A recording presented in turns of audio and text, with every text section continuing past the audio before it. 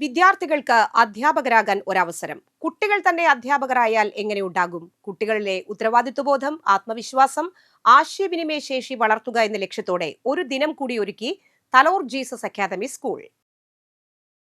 വിദ്യാർത്ഥികൾ സ്വന്തം പഠന പുരോഗതിയും നേട്ടങ്ങളും രക്ഷിതാക്കൾക്ക് മുന്നിൽ അവതരിപ്പിക്കുന്ന രീതി സ്റ്റുഡൻസ് ലെഡ് കോൺഫറൻസ് എന്ന പേരിൽ സ്കൂളിൽ സംഘടിപ്പിച്ചു.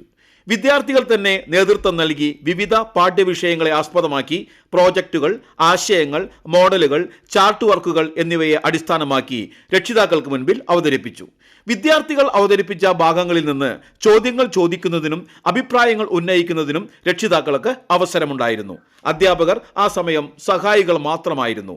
ഇംഗ്ലീഷ്, മലയാളം, ഹിന്ദി, ഗണിതം, സയൻസ്, സാമൂഹ്യശാസ്ത്രം എന്നീ വിഷയങ്ങളെ ആസ്പദമാക്കിയായിരുന്നു കുട്ടികൾ തങ്ങൾക്ക് നിശ്ചയിച്ച ഭാഗങ്ങൾ അവതരിപ്പിച്ചത്.